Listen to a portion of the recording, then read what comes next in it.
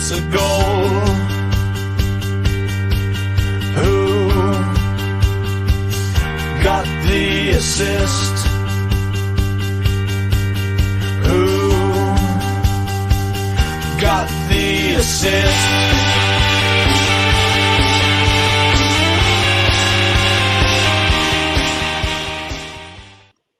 Oh, hello everyone. So as the pre-season builds up to a simmer, in the last few days I published Talisman Theory. Do humour me and go and check that out if you can. We're back, and this week we thought we'd spend a bit of time meditating on probably the most significant thing that's hit FPL in recent years, analytics. To talk about this, I figured there's literally no one better to invite on as a guest than the Dark Lord of Analytics himself, someone from hell where I'm assuming he was just burning some grass-led feet. Yes, it's Simon at FPL, analytic_FPL. That's the right one.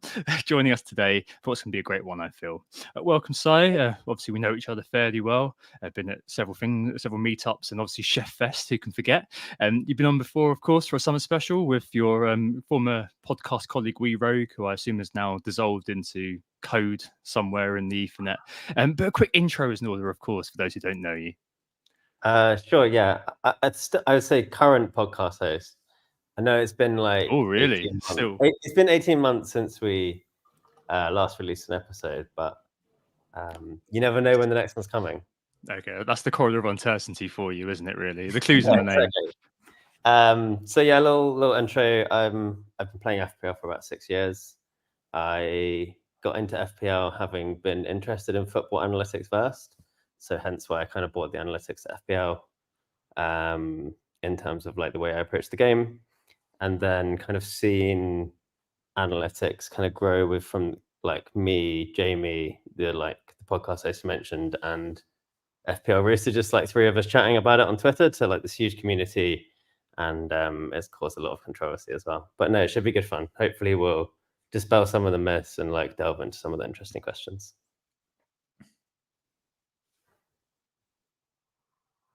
Lovely. Thanks, Simon. Right, over to you, Sam. Yeah, over to me. I wasn't sure whether to butt in there or not, but we are, as always, Who Got the Assist. On today's pod, like Tom has already mentioned, we're going to have a bit of a fireside chat today. No real agenda. We'll be wandering down some different corridors of uncertainty, I'm sure, but we're on the whole discussing the impact analytics has had on FPL over the last few seasons. Of course, FPL review will come into that as well. We need to have that as a central part of the discussion because that's just been so seismic in the last few years, especially I feel these last couple of years as well. We'll be trying to uncover how FPL has changed. Has it evolved, or is it more of a revolution over the last couple of years? And of course, wrap up by asking, is the eye test a complete thing of the past? It is Monday, the 29th of July. Obviously, we're in the midst of pre-season, so no games going on, anything like that. Gives us an opportunity to go really meta today. Hopefully, it's a really interesting chat. I know I will be pretty much an observer listening to Simon's very, very intelligent points today, so I'm really looking forward to this one. Perfect. Yeah. So as Sam said, it is a bit of metapod. We recognise that, but as we've referenced a couple of times in pre-season already, analytics is becoming such a huge part of FPL. Last year's winner was a fully paid-up member of Analytics FC. I think I came up with that name, didn't I? Many years ago, if I remember correctly. Yeah. And take the credit. I will take the credit. Until someone else names it. I'm pretty sure Big Sig said that I named you. But anyway, and we really thought it needed addressing. And in good old WGTA fashion, we're doing it in a bit of a deep dive, ably assisted, thankfully, by Simon. And yeah, with that added sort of consciousness explosion that's come with last year's winner being a fully paid member, as I said, of analytics. So last time on the pod side, to start us off, it was pre-FPL review, the dark ages, effectively. And you and Wee Rogue, who you mentioned earlier, you mentioned that you kind of ran your own models and things like that. You had your own sort of Excel spreadsheets where you were pulling in StatsBomb data as it was then from FBref, and other kind of factors that you felt were important. And you created your own kind of model, your own sort of matrix to help you assess players. The impact of the creation of FPL review, of course, has completely changed that. I mean, just how seismic has FPL review's introduction into the FPL universe been? Yeah, pretty huge. I think last time I was on, I think FPL review had already kind of like emerged into the wild, but it was still when me and Jamie like still had our own models. Essentially, we realized that FPL reviews model is just better. So we were just spending a lot of time on a model and then not really ending up using it because we were just using the better model, and that seemed like quite a futile exercise unless you really enjoy it. Yeah. And I think we both enjoy the kind of team strength modeling more than we did the player strength modeling, and specifically the like it's the minutes that take up all the time. In terms of the impact FPL review has had, it's huge. I think a lot of people who are interested in thinking about the game that way, but maybe like don't have the technical know-how or the statistical know-how to build their own model, it's kind of allowed them a set of tools which make it a lot easier to translate like that like attitude towards the game into like good results. Yeah, no, it's definitely kind of, I guess, demystified a lot of it because of the simplicity of the interface, I guess. I mean, just to walk us back a little bit, Sam, how would you describe FPL review for those who aren't aware? So I know there'll be some people who are listening who are kind of thinking, what is FPL review? I've heard of it, I've seen it kind of mentioned around the place, but how would you sort of describe it to somebody who hasn't used it before? Yeah, so well, the easiest way I could possibly describe it is basically the most jacked up spreadsheet I've ever seen in my entire life. If I was going to go a little bit more technical, again in layman's terms though, because I'm not an expert like Simon is, but it is a very sophisticated model for mapping out player expected points and expected data across the season, or as far as I'm aware, that's what it seems to do. There are multiple changing factors within that. It will change week to week or even day to day based on the model's underlying functions changing. But fundamentally, what it spits out on the other end for us is a set of ideal players that will basically form a good set of transfers for you based on the team you've already got. You can put your own team into it, of course. At the start of the season, there's probably one or a few, maybe, sets of players that will be, I don't want to use the word optimal. It's gonna be a horrible word for this pod, isn't it? But will be better than most that the model will probably suggest.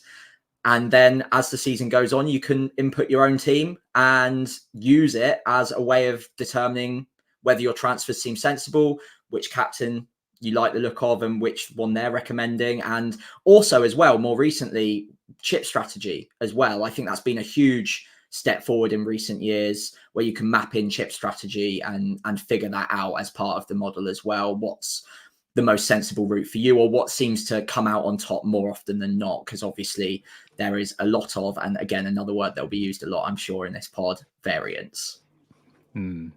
It's very interesting, isn't it? That, and we'll touch on it later, that older, perhaps, terms, in Simon's view, I'm sure obsolete terms such as the eye test and form have been swept away and replaced with variance and optimal as kind of key buzzwords that you see around the zeitgeist. I mean, Simon, judging by what Sam's just said there, and obviously we all know what it is, but just to kind of help with the kind of the characterization of FPL review, that may lead some people, indeed it has led some people online to think, this is a very different way of playing FPL, perhaps, to the more sort of orthodox way, which is just, hey, I've looked at FBref, or even I've listened to a few content creators, and I kind of like this player. Like I found this guy that's really good in preseason. Now we're in game week 1 or during the season, over the last few games, and this guy's scored a few points. Looks like he's getting in good positions.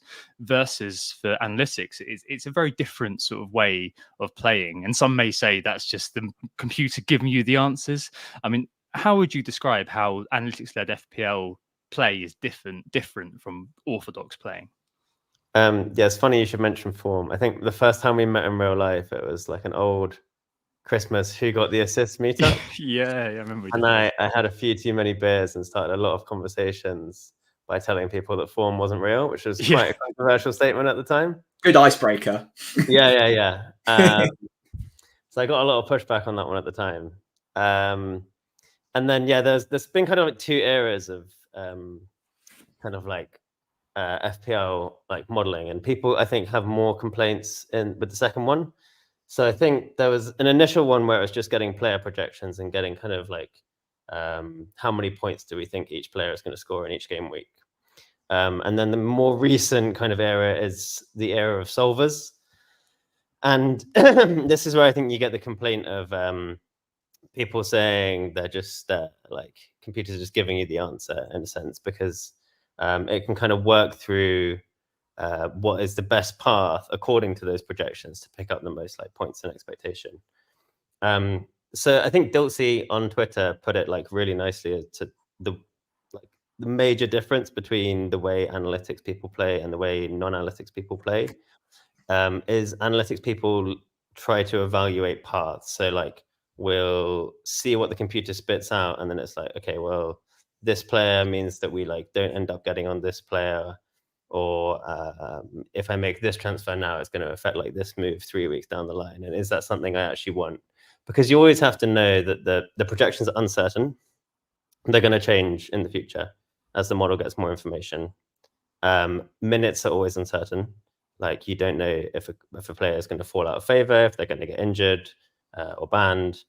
So you have all these kind of things to evaluate when the computer gives you an output, as to go, okay, well, do I actually think this is a good idea or not? The thing that it really does help you with is avoiding like catastrophic mistakes, because even if you're choosing, say, like the 4th or 5th path because you think it's a bit better, it's still going to be much more likely to do well than if you just like pick someone completely bad because you're evaluating the players wrong.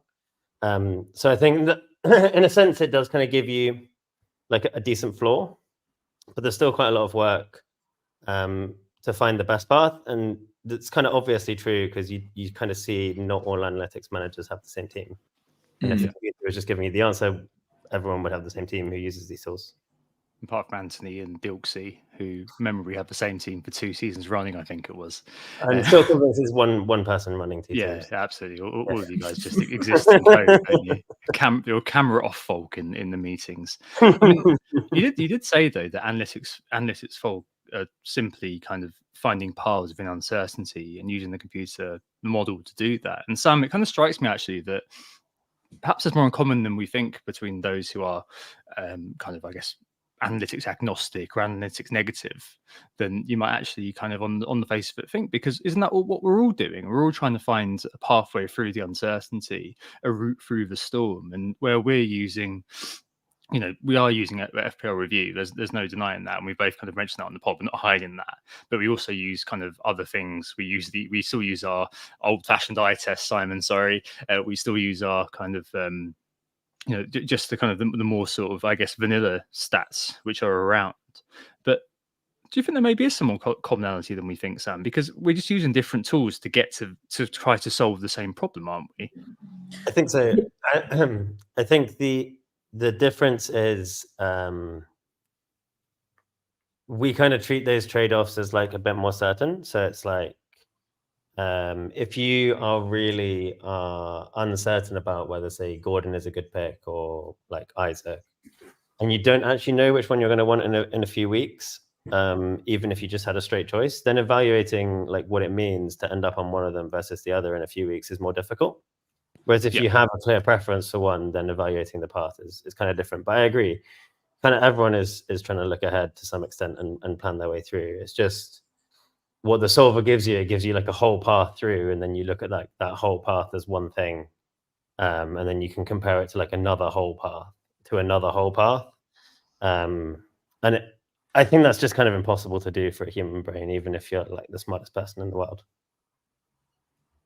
Yeah, I think that's really interesting as well, because one myth I think I'd like to try and bust on this pod, if we can put across a strong enough argument, is that people using these models and using these solvers aren't playing the game properly. Because at the end of the day, that is exactly what we're all doing anyway. We're just using much less sophisticated versions of our own brains to do so. I've got my own little spreadsheet that I try and map out moves far ahead in advance with. Sexy spreadsheet. That's it. It's much less sexy than this spreadsheet, I must admit. But that's fundamentally all we're all doing anyway with FPL. We're looking for these different routes to getting the most points at the end of the season. The data that we're talking about and discussing on this podcast every week or across content creators everywhere will be the same sort of data points that get fed in to FPL review anyway. It's just manifesting it in a way that our brains can't quite compute in the same amount of time. I'm sure if you gave us infinite amount of years to to spit out the data, we'd probably get there eventually. But FPL, unfortunately, is a weekly game, and I do not have those sort of hours. I think if I was here for 10 years, I wouldn't have those hours, to be quite frank. My brain isn't that fast. But that is basically what it does. And fair play to anyone that uses it. It's not for everyone, but if you're willing to accept that there's not one path for everyone that will guarantee success, and that the game kind of changes because you're now assessing a pathway, like Simon said, rather than week to week, is this player going to score me 2-3 goals this week? That's the difference in the way that we're now considering FPL. And to be honest, FPL review or not, we're kind of already all moving towards that anyway in the engaged community. FPL review is just probably a manifestation of that attitude change. Yeah, and I suppose also link into that, like what you were saying about the human brain not being able to comprehend everything that's going on. There's definitely like a psychological edge that FPL review gives you, because if you are purely reliant on the eye test, there's no way you've watched every single game going on. You're prey to all sorts of things as a human being. You know, availability heuristic I've spoken about in the past, which is like, and you remember the most sort of salient things in the near past, and a lot of the time you base your entire perception of something on that. Myopia, fallibility of memory, plan continuation bias, all of these things are things that make you subjective as a human being. And I suppose what we've never had before is the data. In fact, kind of in 2017, when me and Nick started this pod, the whole point was that, hey, a lot of the podcasts out there, I'm not naming any names, were a lot more about, oh, I love this guy. Like, I feel this guy looks very dangerous. Whereas we were kind of, you know, in the vanilla days before even Next Data was around, we were saying, hey, you know, at least you can kind of quantify it to some extent. Obviously, back then it was big chances, pen box touches, all of this sort of very outdated stuff now. And I guess kind of the machine plugs the gaps effectively in human cognition, because there's no way you can kind of account for all this data. And I guess, Simon, the point of it is that you're not kind of lending yourself to falling prey to the subjectivity, the emotions, and all of the sort of things which can impair your judgment and cloud your judgment from just watching the football and watching what happens on the grass. Is that fair to say? Yeah, I think so. I think there's a few things I'd say. I think even long before kind of analytics got popular, like some pretty old school, like sharp FPL managers have been using bookies odds for ages. And they are essentially the biggest input into FPL review above anything else. Like if you see the odds move, you'll see review move, because it pulls it in as an input. It's not the same. And like, I think review adds some value on top of that, but like odds are really good as predictors, and people have been using them for ages. The second thing, I've completely forgotten. Could you tell me your question again? Whether FPL review or analytics itself kind of plugs the gaps of human subjectivity effectively. Oh yeah. We definitely still get really tempted to be fallible to those things as well. It's still very easy to say, hey, like, nah, I just fancy this guy. And the temptation to do that is still there, but you kind of at least know like what you're giving up. So like it makes like giving into something like vibesy for like 2 points is kind of very different to giving into something vibesy for like 20 points. So you can kind of pick your spots a bit more on that. On the eye test, I think the crucial thing here is you're not trying to judge who is a good footballer when you're picking your FPL team. Like, it's not important at all. You're trying to find the players who are going to do a pretty narrow set of things that like get you points, and they can be like absolute donkeys, or they can be like the best footballer in the world. And when you watch a game of football, like, you can't help but like bring what you think about them as a footballer into your evaluation of them as an FPL asset, and those two things are like could be miles and miles and miles apart. So then the question, like, I think the eye test is useful still, especially in short samples. Like, you're trying to look for a particular set of things though. When you kind of like understand the data, you're trying to look for things that it won't pick up. I think we may have touched on this like last time around a few years ago. But say, for example, a guy is like constantly making like near post runs, like timing them well, getting between the defenders, and like constantly trying to find him, but like just gets blocked, just misses one, and like he doesn't actually connect with the shots in the end. But if he does, they're going to be great chances. That's the kind of thing where you go, okay, like the data that we have available in terms of XG or shots isn't going to find like those opportunities because they didn't actually amount to anything in the end. But when you're watching the game, you can go, okay, like there's things which are like happening here, which if they keep happening, like will lead to XG and goals, but it won't show up yet. And that's useful information. But these things are like quite rare compared to the things that actually do happen. Yeah, I mean, I think that also then kind of creates a bit of an oasis, I guess, from the maelstrom of the FPL X Twitter kind of narrative, which seems to sweep over everyone every single week. Like you'll tend to see that there's a sizable crowd going for one player or another, and we've both fallen prey to it. We like to think that we try to, I guess, think about things in a bit more of an objective way as far as we possibly can. But you will see that we do that, and you'll also see kind of that individuals like yourself will come out with different players. I remember, the year when everyone was down on Liverpool, when everyone was kind of thinking, oh, Liverpool were kind of a spent force when they were having a bit of a poor season, and they came back kind of towards the very end and nicked third. That you were the sole person who I remember saying, oh, I'm still high on Liverpool. Like, here I am with Trent. I remember you were kind of all saying that Haller was going to be the best player who had ever graced the Premier League at one You point. win some, you lose some. At least an unreal signing, all of these little bits and pieces. It does kind of happen that way, and yeah, it's always kind of. I think it's interesting, Sam. Right, the difference in perception that these different sources of understanding players can throw up. Right. Yeah, absolutely. I mean, we all see football in a different way, in a subjective way, and actually having presented to us an objective set of data to neutralize our differing opinions across the community is quite an interesting thing, and it's not something that everyone is necessarily okay with. A good question in the chat as well that I think ties into this is, does that kind of, I suppose, robotic approach to it, does that not diminish the enjoyment of football? And I don't know if it does, to be honest, because a number of times I look at review and don't get me wrong, I don't exactly copy review. Quite often I will look at it and think, that's just not for me. But quite a lot of the time it brings up a player into my psyche that I'm like, I completely ignored him. Why am I not considering this player much more?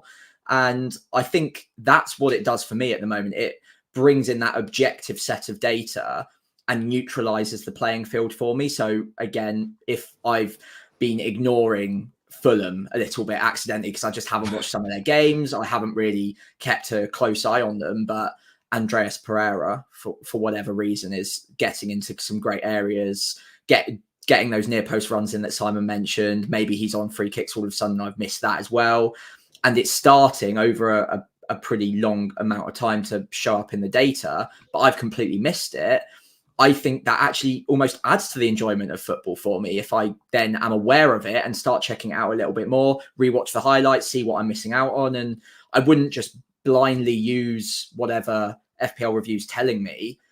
I would go and then use that as a start point for my own research. And I think that's another way of maybe adding enjoyment to the game rather than necessarily taking away from it. Although I do understand the point that if you're only just blindly copying the model, then you don't even need to watch the games necessarily. But I think we're all at a point where we quite enjoy our football. Otherwise, we probably wouldn't be playing this game. So we're probably going to use it as a start point for further entry into watching multiple millions of minutes of highlights all along the Premier League.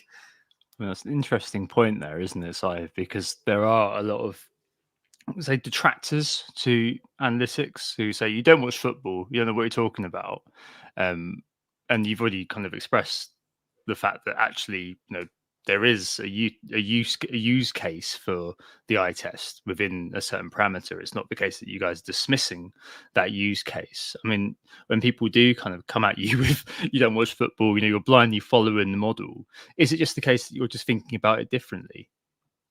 Yeah, I think the quickest way to ruin your enjoyment of football is to play FPL. So true. But once you've already kind of committed to that, yeah, I think it kind of comes back to what I was saying earlier. Like they're not the same thing that you're looking for in terms of like a good footballer and a good FPL player. Like in my opinion, the most interesting parts of football aren't the things which FPL rewards. It's like, how does a team structure the defense? It's like how do they move the ball from like the back third to the middle third? When they get there, how do they move it into the penalty area? Like what do they do to break this fence? And it's all this kind of stuff. And so like, yeah, I don't watch football to judge FPL assets. I don't really find that particularly like interesting. And like, if you do, more power to you. Like, and then yeah, you don't need to watch the games, to be honest, to be quite good at this game. I know there's definitely times when I've like had a lot going on in life and like I've watched less Premier League football. When Leeds are in the Championship, I watch less Premier League football. And like, yeah, you can play the game without watching a lot of football, and I think that's fine. As like I think Jamie put it, it's like it's a nerdy spreadsheet game, and pretending it's a football knowledge game, I think kind of like it misses the point. Yeah. It's very true. Your namesake Simon March famously lived in Singapore, never watched the game the year that he won it. So I mean, that goes to show, doesn't it, kind of where it goes. I mean, I think we've kind of just about covered off the eye test. I want to kind of just dig into the other side of what I said earlier on the other kind of part of the pair, which is that term form. Because I think that's one that Sam and I will both say, oh, this player's in form, and to us I suppose it's seen as a bit of a shorthand, I guess, for over a short period of time this player has been either statting well or in a very base way at least doing good numbers in FPL, giving us loads of. Sam, is that about right? I think that's kind of how we that's kind of what we mean, isn't it, rather than kind of just being really lazy and being like he's done a few goals.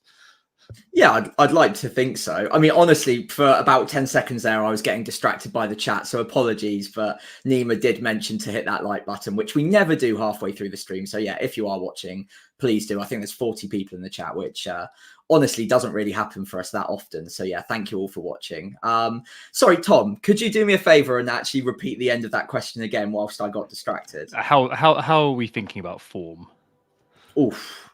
Yeah, that's a toughie, to be fair. I mean, I'm not a big fan of the word form necessarily. And maybe that's because of the way that analytics and FPL have merged over the last few years. I'm kind of taught now that we probably shouldn't be using that too much as an indicator. What I am more a fan of is how form maybe manifests itself in terms of, okay, he's gone up in a manager's estimations. He's now playing in a slightly different position, which favors him in terms of the FPL output. So that could come into what we consider to be form on the eye test. But like Simon mentioned earlier, being good as an FPL asset and being good as a player are two very different things. And what we might define as form on the eye might not necessarily translate in any way to us getting more points out of that player. I think maybe the more likely for it to impact is a striker when he's on a bit of a hot streak, and seemingly is just hitting everything true and straight and into the side corners. But even that has a bit of hot hand fallacy to it as well. So I do try to be careful not to get too caught up in these quick forming bandwagons. I think Almiron a couple of seasons ago was the perfect example of one where he just seemed to be everything that he touched turned to gold for like 5 or 6 weeks. And it wasn't because the data was improving. If the data was also starting to manifest and grow week in, week out, and he was being used in a very clearly different way on the pitch and in the system, then I'd rely on that form improving a little bit more and probably use that. But if it just seems to be, okay, well, the shots that he's having the same quality of shot, he's having it from the same areas, and he's getting the same quantity of them, then it's more likely that eventually that will just cease to exist again. And as with Almiron, as we know, that did eventually happen pretty much the moment I gave in and brought him into my team, of course. But yeah, that's how I would probably look at form, is more using it as a measurement of, okay, now this player's doing the points. Why?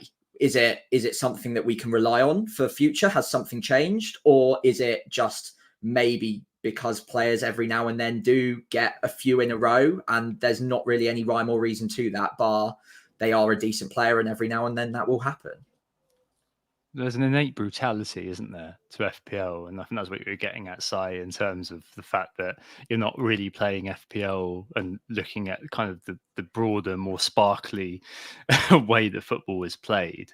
In terms of form, I mean, hi, I'm Simon. I don't believe form exists. By the way, what's your name? How do you pass these things? I mean, because even though, yes, you're kind of very skeptical about this, and I'm with you to intellectually to a large extent. The truth is, the brutality of the game means that your overall rank, if there's no Almiron or a Lingard that creates this bandwagon effect, and due to the mechanism of FPL, there's this EO. I mean, is it kind of like you won the moral victory once they dry up if you haven't gone on them? I mean, how do you even think about all these things? Yeah, it's a good question. I think Sam's summary is a nice way of thinking about it in terms of using it to judge minutes, or if there's something that's qualitatively changed in terms of position or set pieces, they're definitely worth taking into account. In terms of how I think about form more generally, I think there's an important distinction between using it descriptively of the past and predictively of the future. So you can kind of say someone has been playing well for the past few games, they're on good form, they're playing better than they usually do, and that's absolutely fine. But it doesn't necessarily mean they're going to carry on doing that. Sometimes they will. But then also you should see streaks when things are random, sometimes. And we don't see them more often than we would expect. They're just the ones that you remember.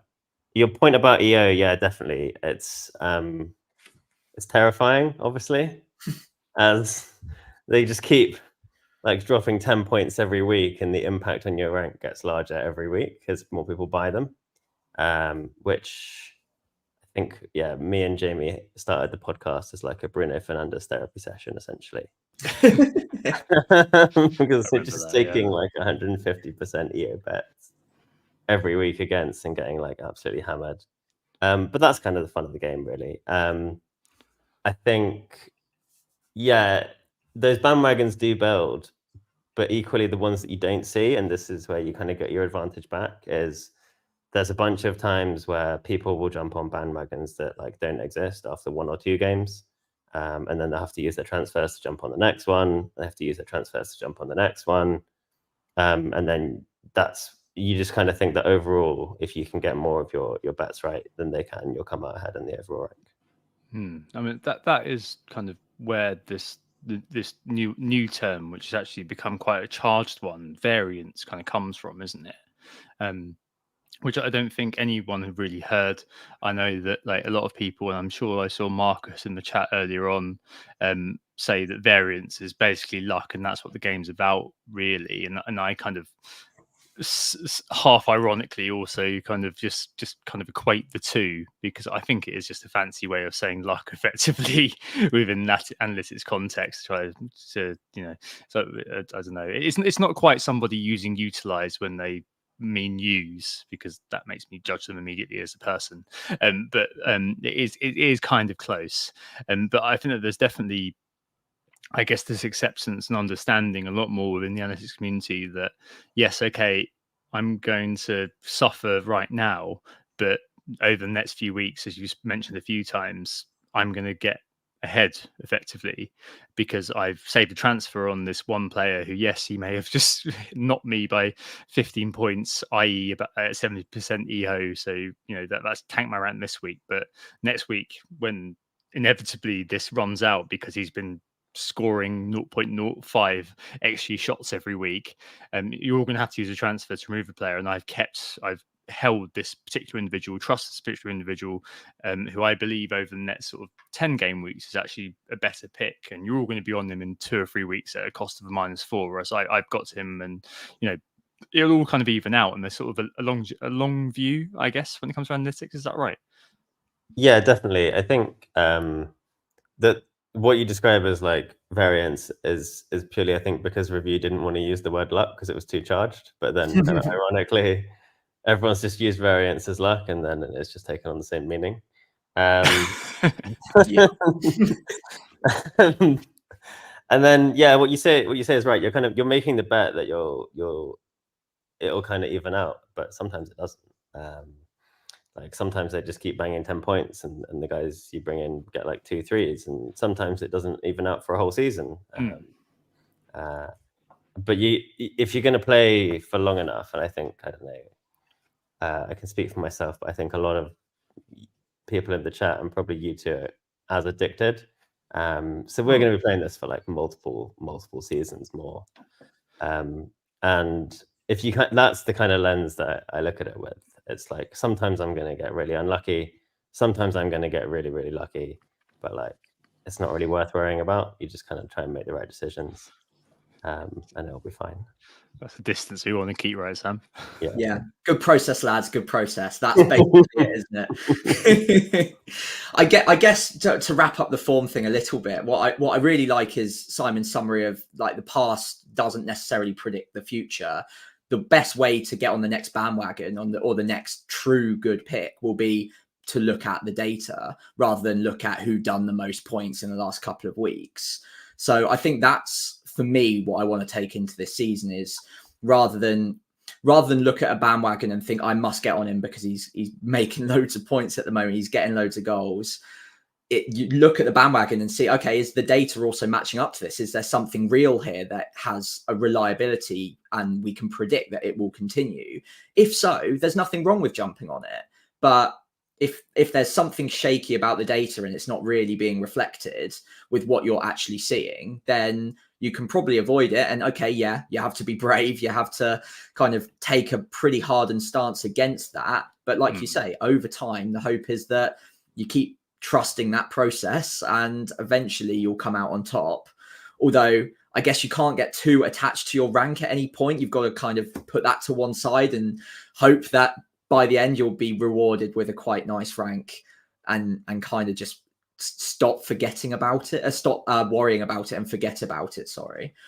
Yeah, absolutely. No, I think it's another commonality. I think that we're all trying to get to. Like we all kind of, I think if in the engagement manager core anyway, I think certainly like decision making is the biggest. It's the crux of why FPL is addictive, because if that decision goes well for you, then that's the dopamine that keeps you going. If it doesn't go well for you, it kind of creates the anti-dopamine. It creates the despair, at least, where you think, okay, next time, and next week. You start thinking, you think about next week already because this week hasn't gone well for you. And I think that those are the things which kind of keep it all together. And a lot of the time, it definitely is true that it's all part of the corpus of why FPL is fascinating, I think, and the differences in where you can play. And I think there are so many commonalities that I'm hearing, at least here. And to talk about another term, optimal, which has definitely again become a bit of a charged term. I suppose review optimal a lot of the time, or at least you spoke about different paths earlier on, Simon. And I suppose the way that I would kind of explain what optimal means, how you'd kind of get that term across to someone, is that in how the model sees it, this is kind of the best way for you to play your team going forward in terms of what the solver says. But that isn't always true, is it? And there are lots of contestations, a contentiousness around the term optimal. I mean, how would you disentangle kind of the negativity around the word optimal and how you think it's actually useful, Simon? This is a big one, isn't it? So people don't like optimal because they don't like getting told what to do, right?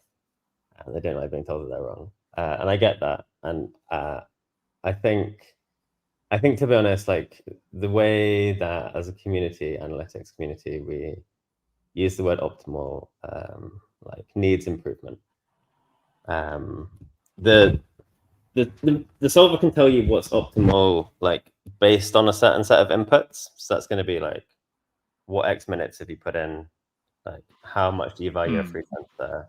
Like, how much do you value now versus future weeks? Like, how much do you value having money in your bank for flexibility? Like, do you want to take risk against CEO or protect against it? Like, there's a whole bunch of like questions that you have to answer before you're going to get like an answer out. And there's some like default settings and stuff, and you can like not think about those questions and not touch it. But the answer is going to depend on the way that you answer those questions as to what the best team is. So like the idea that there is one optimal team at any given time, I kind of like don't really like it. There's always an optimal team kind of contingent on your like particularly X minutes in previous seasons, but it's also going to be like how you value a free transfer as well, especially with the new rules this season. That's one thing. The other thing about optimal is let's go into sensitivity analysis. So sensitivity analysis is when there's like uncertainty in the model's projections, and you try to account for that by adding randomness to the projections and then solving like many times and seeing how many times players appear as your best transfer or in your wildcard team or whatever. But when you do this, you kind of realize you have a lot more freedom as to what's optimal. So if someone shows up in like 22 teams out of 100 versus 25,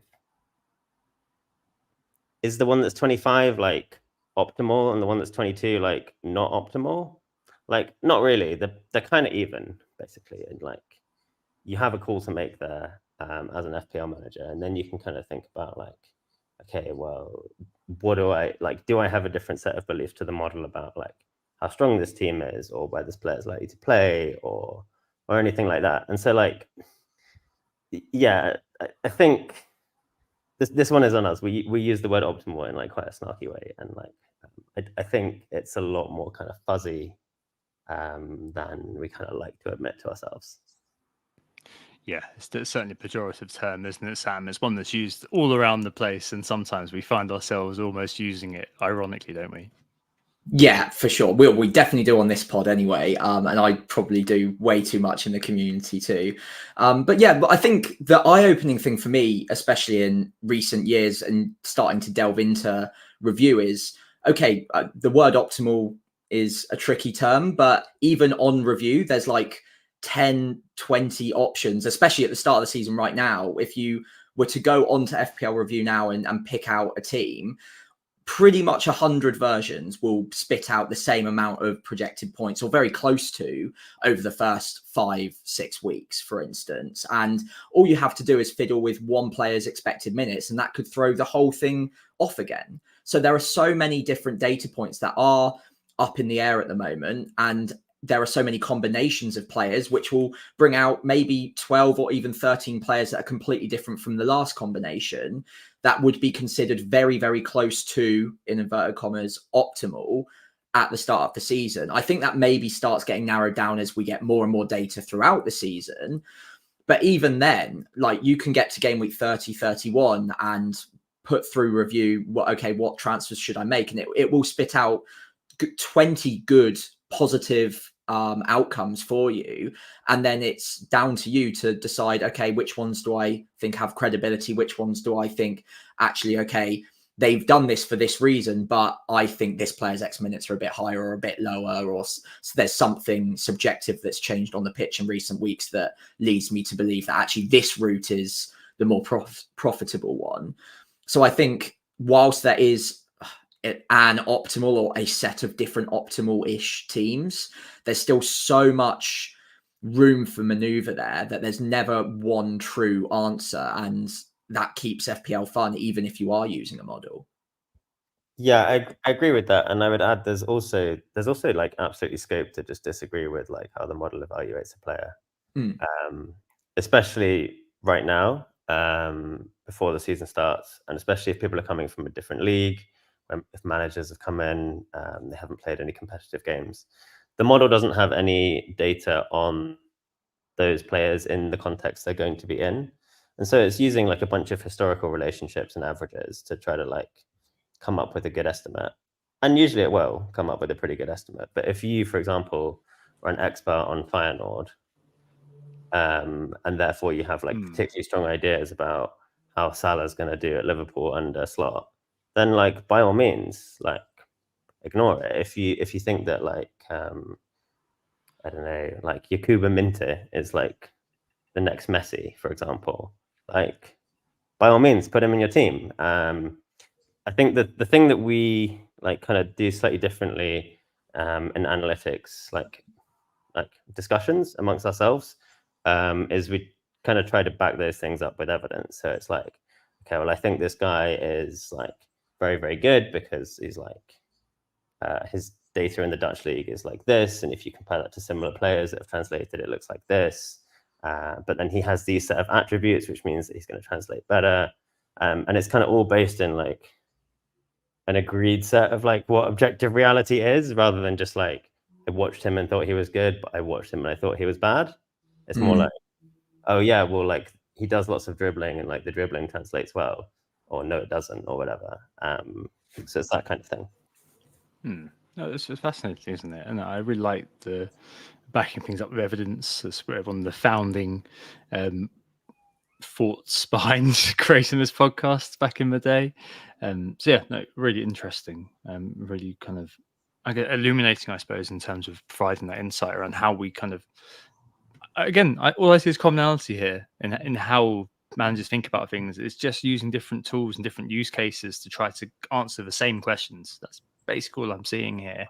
The next thing that I was kind of going to move on to, if that's all right, was thinking about important factors when picking players.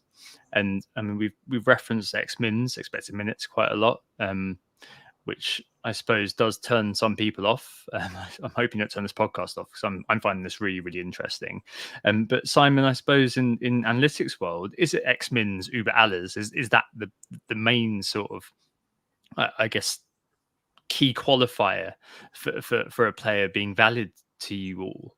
Like, you know, we've spoken about value in the past. I'm sure you and Jamie went into that, and it feels like, you know, that is a key part of value. A player's expected minutes, and in fact, that's kind of what FPL review is. Just kind of really just explaining what minutes are for players. Like, you know, I note that Eze, for example, this year is the second highest PPM ranked player thus far for the first 10 game weeks on review. Like it's just about, if a player's on the pitch, then, you know, stuff is going to happen. And I know it sounds really simplistic, but that appears to be kind of the founding principle of what review is and the way analytics kind of works. Is that just too simple? No, I think that's a fair point. Like, players who are on the pitch are more like to score more points. I think that the people so backhanded. The interesting players to discuss are never really like the super nailed ones, right? Like, okay, fine, like Saliba's going to start, like whoopie-doo. And like analytics people and non-analytics people can kind of like judge Saliba in the same way, because they're going to be like, okay, well, how many clean sheets do you think Arsenal's going to get? And you can use a machine to try to work it out, or you can like not, and that's fine. The category of players who are interesting are the ones who are kind of like not nailed, but likely to start like quite a bit. And the question is how much. And because like if you're going to start 80% of the games versus 60% of the games, it's a huge difference in how valuable you are as a player. And you might not agree with the makers of FPL reviews, like assessment of the minutes. And if you don't, like, you want to edit them, otherwise you're not going to get an answer that reflects like your views about the world. And the other thing about expected minutes is it's the thing which humans are good at. Like, in some senses, like being like using FPL review and like playing an analytic way is like it's an act of humility of your own ignorance of like how to judge players. And it's like saying, yeah, like I know I'm bad at this compared to like what computers can do. So like I'm not going to do the thing that I'm bad at. I'm going to try to do the thing that I'm good at, which is like assessing who's going to play, read into like how managers think, like who's played against like what kind of tactical setups in the past and so on. And like that's kind of where the brain space goes. And I find it like it's a lot more valuable than trying to assess like whether Gordon's going to like get a shot or not. It's a great way of looking at it. I mean, and we think about that as well, Sam, just on our kind of, as lay people, I suppose, a lot of the time, that even if a player does have that sort of X explosive potential, we are always sort of checking ourselves and thinking, well, what are the minutes here? You know, it could be very good if this player is available for a little while because someone's injured, so they're more likely to get a run of games. But I mean, we do that as well without the review side of it. And you know, again, it's commonality because that's how we look at it. It's just a different kind of. It's just using the model to kind of help, I guess, manage, mitigate those sorts of things that can come in the way. Yeah, it's also like how much do you value like 70 minutes of one player versus 90 minutes of another? It's a very difficult question to answer unless you actually have some numbers on like how many goals and assists you think they're going to score per minute. And that can be like your own back of the envelope. It can be like a homebrew spreadsheet. It can be review. But you're still trying to answer the same question. And as soon as you're answering that question and like thinking about it in that way, you're playing analytically, regardless of what model you're using. Nice. I like that summary. The fact that a lot of us are probably playing analytically without even thinking about it is quite a nice way of looking at it. Obviously, if you add on FPL review to that as well, it probably helps you play more intelligently analytically. But yeah, turns out, Tom, we've been playing analytically all along. Who knew? Yeah, we're always on the team spreadsheet, weren't we? Really? Yeah, I mean, it's definitely. Yeah, it's always something to be valued, isn't it? Although, you know, there's always a part of you that if you see a player who, yeah, they're getting kind of 70 minutes, and then you kind of, I've said this many times on the podcast, yes, the X starts is what's important. But then you sign Martinelli, who never does anything, within 60 minutes. When you always get subbed off for Trossard on the 62nd minute, and you kind of find yourself thinking, I'm an idiot, I'm just going to, you know, go off and crawl into a hole. And the next week you're like, I'm back. X starts now. The one thing I would say is like even if you're playing analytically, if you're using like a bad model, it is kind of like bringing chainmail to World War II. Like you will lose to people with better tools. So I don't recommend using worse tools, but you're still you're using the same mindset. Yeah. If the bad model is my brain and my own perceptions of fantasy football within a game which is enveloping now an increasing number of followers when it comes to analytics, that can only be the road for destruction, can't it, a lot of the time? So yeah, a really interesting point. I suppose the number of it then, Simon, is interacting with review in terms of an FPL play style. I spoke about this earlier on, and Sam mentioned it right at the start. Is it an evolution of playing FPL, or is it a revolution? Is it the fact that people who have played FPL in quite an orthodox way, and there's a few examples of this, you know, Disable, Pingreen, who have kind of started playing FPL on a very sort of eye test level and have now become kind of converts to the model? Or is it a revolution? Is this the way that people are going to play going forward? And you know, I read with interest how FPL tried to explain how last year's winner, like he was trying to explain how he was playing, and it was really funny to see how they tried to, I guess, standardize what he was saying, and it didn't really work. Like it looked so tortured, and that like the poor person who was on copy just didn't really get it, and it was really, I don't know, it just felt so awkward. So is this evolution, Simon, or is it revolution?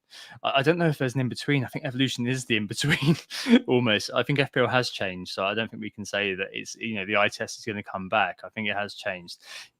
Evolution, revolution, how would you describe it? I think it's like you say, it really depends on the person.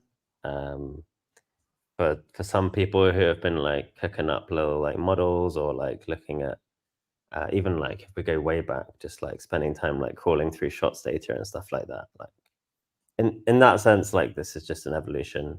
Like the tools have just got better and more sophisticated over the past 10 years. I think solvers like change the focus of evaluation, like I mentioned earlier, from players to pass, and I think that is a bit of a revolution. And then I think also the question is like, it's a revolution if you're playing for points, right? Like there's many reasons to play FPL, only some of which are to get the most points. Like maybe you just want to have the most fun. Maybe you just want to pick your favorite players and like have some extra like stakes in the weekend. Like there's a whole bunch of reasons to play FPL. But like if you're playing for points, you're gonna need to get on this, or you're gonna get beat like more seasons than not, as like more people use it. The tools are really good. Ultimately, it's why people don't like them. Who don't use them, and it's why people who use them really like them, is because they work. I think that has kind of like been settled now, to be honest. I think that's like there's been a lot of like ongoing debate of like models don't pick up on this, models don't pick up on that. But I think like you kind of keep seeing year after year people who use these tools get incredible ranks, and I think that's kind of settled. So if you're playing for points, yeah, you better get on that. Yeah, the only thing I would kind of add there is that the early game weeks, the model can be an interesting beast. There's definitely throughout the course of time, and maybe this kind of keys into what you were saying earlier about it not really having data for certain changes that may have occurred over the summer. So new managers come in, new players come in that could affect the system, could indeed transform the system that we're seeing for a certain team. In the beginning, is it as good? My observation, perhaps is a qualitative one rather than a quantitative one, is that the model was an interesting beast in the beginning, but around kind of game week 10 onwards, you tend to see the analytics people just go from flat line to a really, really steep trajectory through the ranks. Is that fair to say? And do you trust the model early on, or do you kind of have all these sort of other factors informing your decision making? I think the question depends on is it good compared to what? So is the model like good in game week 1 compared to the model in game week 10? Like no. Is the model good in game week 1 compared to like someone else trying to deal with like all of the uncertain things that are happening pre-game week 1? Like, yeah, probably it's going to do a better job overall. And probably will add more value in like when more things are uncertain, even if it's kind of worse compared to itself later, if that makes sense. Just because like these things are really hard to evaluate. And especially when so much has changed. Like this is another thing which Sam kind of said earlier of like, maybe I hadn't thought about Andreas Pereira. Like if you use a model, like you won't miss anyone in your thoughts. Like you won't just forget about someone because they're all there when you're like looking at your paths in terms of like who they're going to look at as possibilities to transfer in. And I think like that especially is really useful when so much has changed. Like you may just not have realized that someone signed for someone, completely forget to put them in your team and go, oh crap. And then, yeah, I would treat it like with wider error bars, and like if you have strong opinions on something, like this is when the model is more likely to be wrong than later. That's definitely true. But I still think it's incredibly useful as a baseline to then like bring those strong opinions to adjust rather than just kind of like form all your opinions in a vacuum. Yeah, so change your priors. I mean, Sam, what do you think about that? Yeah, I like it a lot. I mean, we've been talking privately about the benefits of FPL review in the early game weeks and whether or not we want to trust it based on all of these new changing factors that happen between seasons and some of the other factors that happen not every season, like players coming back late from the Euros and having longer breaks. And yeah, okay, those are factors that will probably need to be considered, but who are we to say we're going to judge it and those factors better than than anyone else or than the models, and maybe having the model there to prop you up a little bit at the start and balance out those views. Okay, it won't get all of them right, but it might get some of them right more often than it would than you would, and also maybe one or two less of them wrong, or sharply wrong anyway. So it probably brings us all towards the center a little bit in early weeks. And what I've noticed, at least in the review models that I've had a quick scan at, are that some of the players that I do have a bit more faith in and know a little bit more about are popping up more often in the models at the moment, that have seasons worth of data that we reliably know can be expected to get very good minutes, are in strong positions, have good underlying data season on season. And whilst there might be other subjective factors in there, like Saka's only getting back to pre-season next week, for instance, who are we to say that as a professional athlete that means he's going to have a really bad start in FPL? Review doesn't seem to think so. And to be fair, based on every season we've seen Saka so far, he seems to get out and get returns even if he's only got one leg to stand on. So these subjective opinions that we like sprinkling in, they might be right. Some of them might be bang on, but also there's a decent likelihood that we get loads of them quite wide of the mark at the start of the season, because there's only so much data that we can consider and have in our mind at any one time as human beings. Whereas the benefit of the model, I suppose, is it can kind of consider all of it evenly, and it treats it all with a fairly level playing field. Yeah, I suppose at the start of the year, speaking to that, Sam, the start of the season, it feels a lot more sort of vulnerable to narrative almost. Yeah. You can pick your own adventure within it. And then at the start of the year, you can kind of say, yeah, it's drunk, doesn't know what it's doing. I've had, John, the guy who actually makes the model, I've had a lot of fun poking fun at him at the start of the year. By the end of the year, I'm not saying anything, because obviously everybody who uses it is absolutely spanking me sober by the end, spanking me on the bum. Beyond sober, what is the opposite of absolutely wasted? Teetotal, on fire as an individual. But yeah, he's on form at the end of the year. And yeah, it's really interesting to kind of see, I suppose, as the season kind of goes on, it really grows into the season. Again, qualitative observation, as I started this point with, but as the season goes on, you really see the analytics for just the majority of them take off anyway. You do have one or two horror stories throughout the year, as we would all know, Simon. But yeah, I mean, that's your 1 year though, and as you said, over the last kind of 4 or 5 years, the net effect has been incredible. This year though is a really interesting one. So new rules this season, and with the 5 transfer you can roll over, how do you think review is uniquely placed to help here, Simon? Because I mean, there are so many paths now. I mean, before the paths were narrowed by the fact that you had to take hits, and taking those hits was obviously a huge negative in terms of the solver. This year, you're in a different situation altogether, aren't you? Yeah, it's an interesting one. I don't know if well, maybe I'm just kind of like too in the weeds here, but like I don't know if review is going to be like uniquely like helpful here, because you've got like a lot of considerations that are going to be like very, very tricky Right. to take into account. As like, are you doubting the model? No, it's a question. Sacrilege. Are you a heretic? Is that what... It's a question of getting your inputs right. So it's I mean, I've always been a heretic, regardless. But yeah, it's a question of getting your inputs right. So it's like, how much should we value a free transfer in game week 1? Now that we can like roll up to 5. The advantage, obviously, of like rolling up to like 5 is that if you save a transfer now, you have more flexibility over where you can spend it. So you should be able to spend it in a higher value spot than you were before, because you're not going to be forced into like the use it or lose it as quickly.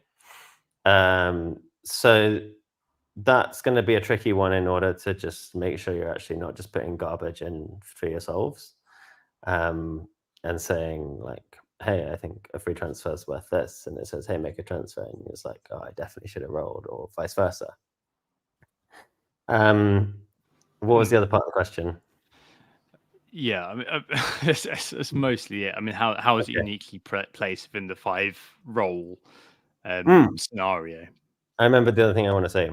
The other rule change that I think is super interesting is the being able to roll your transfers through a chip. Like this completely changes like how wildcards work.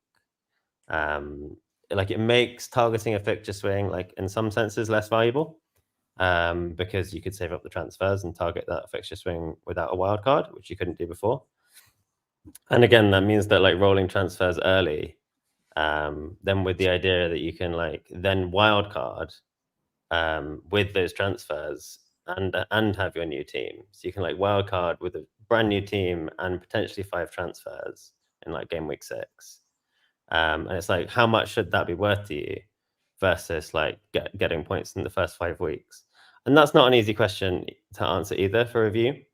And so I think like the things that the new rules kind of pose as questions like aren't the kind of questions which is easy for the model to solve. It's the kind of questions that you have to solve as an input to the model, which is why I think it's like not necessarily like uniquely placed like just to deal with this rule change.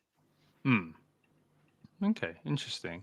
I think that's really interesting as well in terms of thinking about, I guess, the play style and how it will evolve around using review within the new context, because a lot of what we think and a lot of the arguments, discussions surrounding the use of review in FPL have centered on kind of the old world. So it's really interesting to hear that in the new world, with the way that we can now play, there are a lot of sort of challenges to review and analytics. I mean, every season has its own sort of character. So I don't think that we can take whatever happens this season as reviewers failed or reviewers won, which always kind of makes me laugh a little bit whenever you see that. When one person who's variance their way or jam their way or luck their way to a very good rank just says, "Oh, I've never used a model in my life. Lol, aren't I amazing?" And next year you see them at kind of 700k, 100k. No, I do think that, Sam, there's definitely going to be a change, isn't there, this year of using review? Yeah, absolutely. There will be quite a significant change, I imagine. And also in the way that we use chips or consider chips as part of the review process, because I don't know about you, Simon, but I feel like the bar for wildcarding has been altered pretty significantly now. And whether or not review picks that up in a meaningful way as well could be quite interesting. Same also probably goes later on in the season with a free hit or a bench boost as well. And maybe the different tactics that can be deployed to bring that all together later on could be interesting, especially when you combine the factor that there aren't going to be as many large double game weeks later on in the season. So the thing that I keep coming back to is, what will the bar for using some of these chips be now? Will it be significantly lower? And therefore, can we be much more aggressive and opportunistic with our chip usage? Maybe especially in the first half of the season, where most likely no double game weeks, we're not going to want to plan other chips around a wild card. And of course, now we don't also need to worry about losing our free transfers as well. So maybe there's an argument that review won't yet know exactly how we're going to treat that. And obviously, depending on which team we pick in game week 1, we're all going to find ourselves moving down very different paths within 2 or 3 weeks. We're going to have not just different teams now, but also different team values and the different amounts of transfers that we've all got banked. And those are all factors that will significantly change what the model spits out at us and recommends that we do, right? I think Exactly. that'll be really interesting as well, because it will stop Dilksy and Anthony from having the same team. But I think that would also kind of, I mean, we spoke about it at the top as one of the first pod back as one of the initial sort of positives, I think, of the situation, Simon. I mean, you'll see kind of, I think a lot of the content creator the core out there are using review now, maybe on the sly or maybe truthfully, I'm not too sure what the difference is because, frankly, I haven't got that much time to listen to and watch everything that's going on out there. But you see it, you'll see that like a lot of decisions made when there's a team reveal, and you're like, oh, okay, well, I mean, you know, that you clearly just use review for that.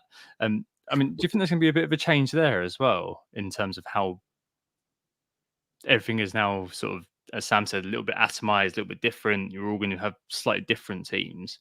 Do you think there's going to be a kind of a ramification for how everything's going to be a bit more unique? Even if you're using review, you're not going to find, I know you're obviously using Anthony and Dilksy a little bit ironically or jokingly, but, you know, I think that there's definitely going to be that sort of, I'm hoping at least there's going to be that sort of effect on the game.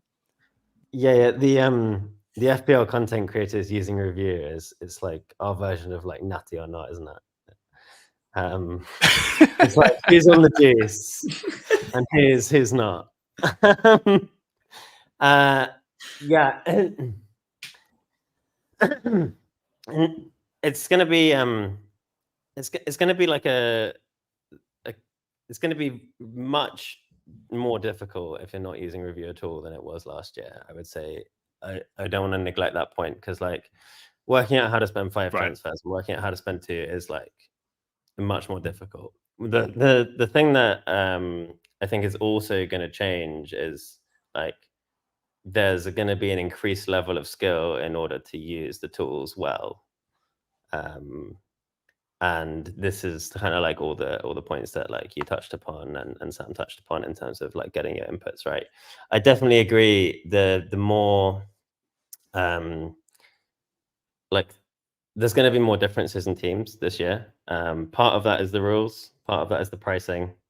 I think quite a lot of that is the pricing actually. Like basically you could start with any of Salah or Haaland or neither. And your team's probably going to be like, if you build it pretty well, it's going to be like as good as each other roughly. And that means that I think you're going to have less of a template, especially early on. And we have seen in previous seasons, you can even see it just looking at the ownership numbers in the game. I think that can only be a good thing for the game. I think it means that we actually have stakes on more spots, which is a good thing. Oh, and 100%. I think it hopefully means that like the content gets a bit more interesting as well, because if nobody has the same team, apart from this pod, which is obviously always fascinating, but yeah, you're always an exception, Tom. Oh, thank you. Yes, no, it's great. I mean, I think that hopefully that's going to a little bit erode the negativity, the unhappiness, the discomfort about using analytics / review and FPL. I mean, you definitely see people relishing beating the odds when it comes to FPL. That's what a lot of it is, isn't it? It's beating the odds in the same way that, you know, a trader in the financial markets would relish beating the markets, or, you know, if you're a sports bettor, you're relishing beating the bookies. Like beating the analytics people, it's been like, you know, knocking X off their flipping perch a lot of the time, hasn't it? Bloody Jack, I'm going to beat him one day. 2 years ago, he beat me by transfers made, which just never stops annoying me. But I mean, you beat me last year. Yeah, I know, but I mean, you had such a bad year. That's a freebie, isn't it? Really? I mean, you're only as good as your last season, right? Oh yeah. No one's believing that, Simon. We both sat together during one particular moment where someone may have captained Havertz against Norwich. Do you remember that? Oh, that was awful. Anyway, yeah. Oh yeah. I mean, do you think next year there's going to be? How do you see? We've got to talk about it quickly. The sort of the narrative evolving next year. Because I think, as Sam was saying, within the context of the changes, the teams are going to be so different, and I think that and the situation is going to be different as well, I should say, because you may have the same team, but you may have more free transfers, and that's going to change things. I mean, yes, you said earlier on that if you're not using FPL review, you're going to probably have a bit of a tough time of it. But do you think kind of the kind of overall perception of it may change as being sort of just a bit of a cheat code, which is what I think the essence of what a lot of the detractors are saying? You're basically cheating it may kind of switch over to, oh, it's just a useful tool for helping me sort of streamline my strategy? No, probably not. I mean, it depends how bored people get an international break, right? Well, Twitter circles are probably a thing of the past now, right? So it's got to be talking about analytics. Yeah, we'll see what Bateman can come up with, I guess. But I'm hoping at least that obviously not everyone's listening to this pod out there, but I do think that a widening of the parameters surrounding team decisions is going to hopefully ameliorate a lot of the issues that we've had surrounding copycats. So copycatting an FPL content creator who are probably using FPL review to inform decisions. I'm hoping the difference in positions is going to be something which I hope improves the picture, just because as I said on the first pod back, if you do find yourself in game week 12 or something with the same team as a prominent content creator, the same amount of transfers, then that is quite improbable at this point to some extent. Maybe not game week 12, maybe that kind of game week 24, 25, when things have really gotten rolling. There's a lot of momentum behind it. And I'm hoping that review then becomes something that people think, okay, I could use this. Obviously, it's fine if you don't. I mean, if you're somebody who just thinks, you know what, I don't want to use these tools, I'm going to just go ahead and just do what I want to do. It's just a way of kind of, I guess, embellishing your involvement with the game, perhaps. Yeah, I think you're right. I think the other thing I would note is like some people are going to use review this year for the first time under the new rules, and they're just going to get bored because like what I suspect the solver is like probably going to do a lot of the time is like it's going to tell you to like roll 2 or 3 weeks in a row, then make 3 transfers, then like roll another couple. Oh, yeah, it's boring. It's a boring bastard. We know it's a boring bastard. It's going to say like, hey, this is when the fixtures are swinging. Like, use 4 transfers here, use 4 transfers here. Like, don't make transfers in between unless you get injuries. Like, yeah, fine. That's not cheating to work that out. But people are going to do that, and they're going to be like, oh, but I can see this guy's got 11 points, and everyone's bringing him in, and like, how can I miss out on that? And you're going to end up like having a lot of like managing tilt. And the people who are kind of like, I don't know, battle hardened, whether that's through like lots of years of playing FPL and just knowing like goes up and down, whether it's through like getting like full analytics pilled and being like only the 10-year horizon matters, and like are able to like stop themselves doing the stupid things, even though they know it's stupid the next day after they've done it, before any matches have been played. Hello. Oh, we've all been there. That's going to be tricky, and like using a tool like review is going to tell you to play in a really like psychologically frustrating way if you're not used to it. And so the skill is going to be like one, getting the inputs, kind of like always has been X minutes, going to be free transfers too, and then it's going to be like managing your own brain and not doing stupid shit. I need a crash course in how to use review well, I think, before the start of the season. I might DM you after this to see where the best place is to know how to mess with the model to my benefit. Don't do that. You'll be a full convert. You'll be one of his acolytes. You'll come back and be like, no, Tom, reviewers told me this is not a good idea. With an emotionless Sam, face, why do you think that? Everybody told me to. I've got nothing to add on this. Yeah. We get everyone in the end. It's just yeah. It's ridiculous, isn't it? Right. Well, I mean, I think that's a really kind of nice way of looking at all of these things. So, in summary, starting with you, Simon, FPL review, analysts in general, evolution, revolution. How has it impacted FPL? What do you think, in your opinion, based on the discussion we've had? I'd say like it's a technological advancement. That if you like leave behind, it's like not using gunpowder. Like you ultimately fine if you don't want to use it, that's not a problem. But like the tools are really, really useful. The tools are not the be all and end all though. Like you still have to know how to use them. You still have room to have your own opinions. And like often things are like turn out like a bit more vibesy than you think, and there's a lot more 50-50 calls than you think, and a lot more 50-50 calls than like some people would like because they want the game to be easy. And if you don't like it, it's fine. Just try to be nice. And if you do like it, then like everyone's pretty friendly if you just come and ask questions and like do it in good faith. Yeah, I mean, it's definitely a hallmark of all the community around analytics that even though there are some charges that you're a bit smug, to use the S word, It's true. Yeah, it's true, but you're also quite friendly. So even though you could be accused of X, Y, and Z, if I do ask a question, it's not like you'll answer it as you're an idiot, go away. It's always kind of like you'll definitely kind of help me try to, I suppose, optimize what I'm thinking. It's like if you want to fight, we can fight, and if you're curious, then we'll be friends. Always curious, never judgmental. Perfect. What about you, Sam? How do you summarize this? I mean, honestly, there's no way I could summarize that better than how Simon has anyway. So I won't pretend to try, but I do intend on having a closer eye on review this season and trying to integrate it into my thinking more.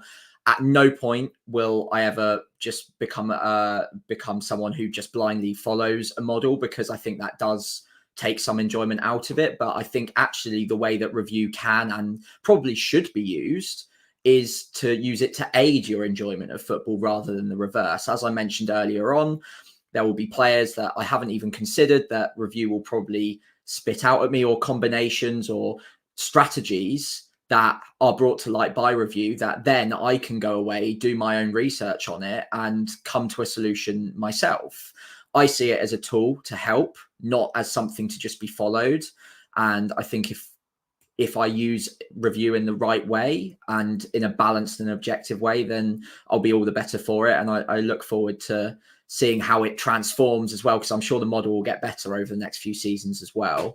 And I think, honestly, if you don't get on the train at this station pretty soon, like Simon says, it could easily be quite a few stops ahead of you by the time you do try and hop on a following train. So yeah, I intend on getting on it a little bit more this season and being curious, not judgmental.